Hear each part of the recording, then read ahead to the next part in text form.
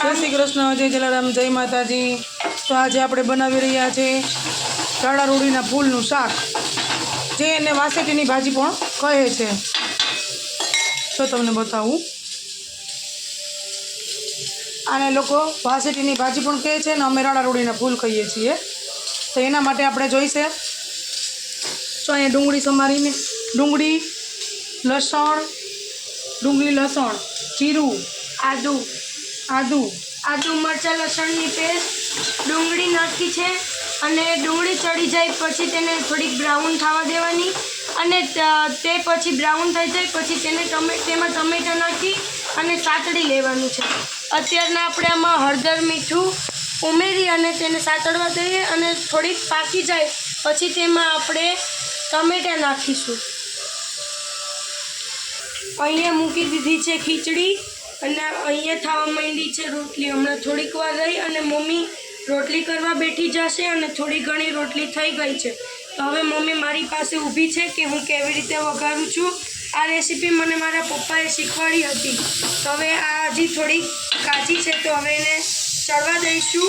થોડીક વાર રહીને બતાવીએ કે ટમેટા નાખશું। હવે આપણે અહીંયાથી ટમેટું નાખશું।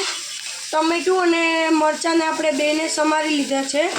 તો હવે આમાં આપણે ટમેટાં નાખી અને હલાવી પ્રોપર રીતે અને તેને ઢાંકી દઈશું।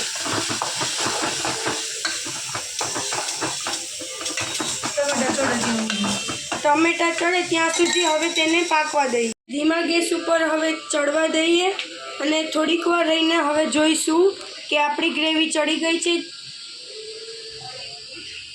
અહીંયા મમ્મી રોટલી કરી રહ્યા છે તો આવી જાજો બધા રેડી થાય ત્યારે જમવા। સ્વાદ અનુસાર મરચાંનો ભૂકો, અમારે થોડું નોર્મલી ખવાય છે એટલે અમે કાશ્મીરી વાપરીએ ને લાલાશ પડતું દેખાય છે એ કહીએ છીએ એ નાખી દઈશું। આ રાણા રોડીના ફૂલ નખાઈ ગયા છે તેને સરખી રીતે હલાવી લઈએ।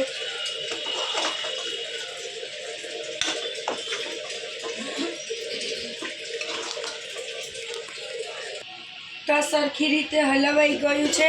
તો હવે જ્યાં સુધી ફૂલ ગળે નહીં ત્યાં સુધી તેને ઢાંકી અને રહેવા દઈશું અને તેમાં થોડોક પાણીનો છટકાર ગ્રેવી ચડે ત્યારે જ નાખી દેવાનો થશે। મેં નાખી દીધું તો પણ હું તમને કહેતા ભૂલી ગઈ હતી। રોડીના ફૂલ થઈ ગયા છે। જો તમારે તમારા ઘર મુજબ તમારા સ્વાદ અનુસાર તમારે આમાં સેવ નાખવી તો પાણી થોડુંક નાખીશું।